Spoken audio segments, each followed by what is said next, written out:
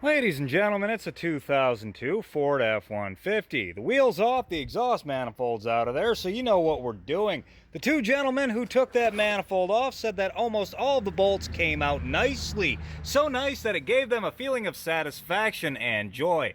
All except for one. This is the 542 valve, not the 3 valve, so it's a lot easier to get to this exhaust manifold. And we only have one stud to extract here, and it's in a pretty easy spot. This should go pretty smoothly. You can see it right there, the front lower one. I've just got to get that out of there. We'll start by cleaning it up. I'll start by digging around it with a pick just to loosen up as much as I possibly can so I know what I'm working with. Then I'll go after it with a wire brush. Finally, I'll go back over it with some power tools and try to get it as clean as possible so I can make a good solid weld. Then I'm just going to weld a glob of stuff to it and pull it out of there, hopefully.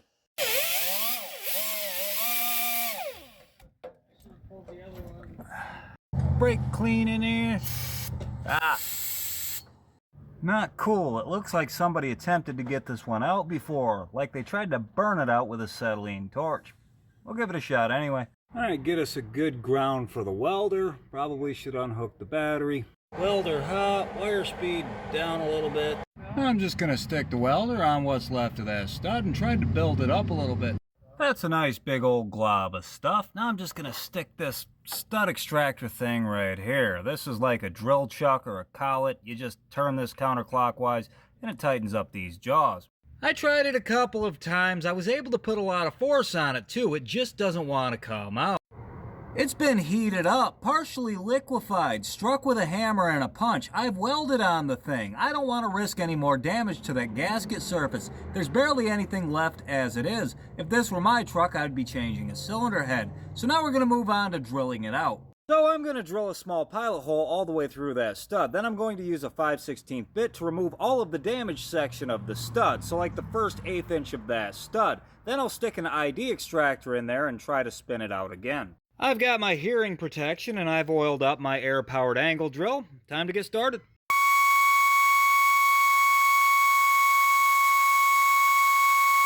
Well, that didn't save it all. That sucks. But anyway, what I did was drill a pilot hole all the way through the stud. Then I grabbed a 5/16 drill bit, which is the same size as the stud, and drilled the first 1/8 of an inch of that stud out of there to get rid of all that ugly corroded material that's most likely holding it in place. Now I'm going to stick an ID extractor in there and try to turn it out that way.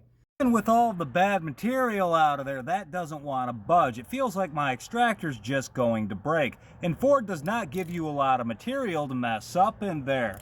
I've only got one choice left. I have to drill it the rest of the way out and tap it. The good news is, because I know Ford doesn't give me a lot of material, I made sure my holes were on center.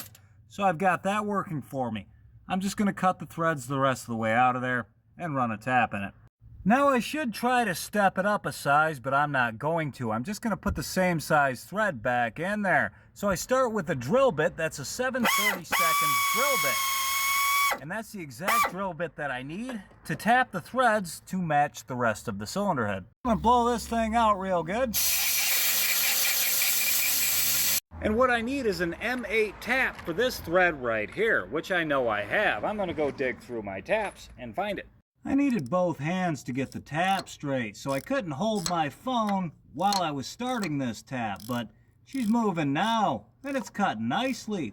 All I gotta do is make it to the end and pull her back out of there. And there we have it. Somewhere at the bottom of that mess, there's some threads in there. Let's install a stud. There's that guy. Get her straight, make sure we're straight. Okay, she's going in. I can't quite spin it all the way in there with my fingers, so I guess I need a wrench to get it the rest of the way. Hopefully that's not a problem.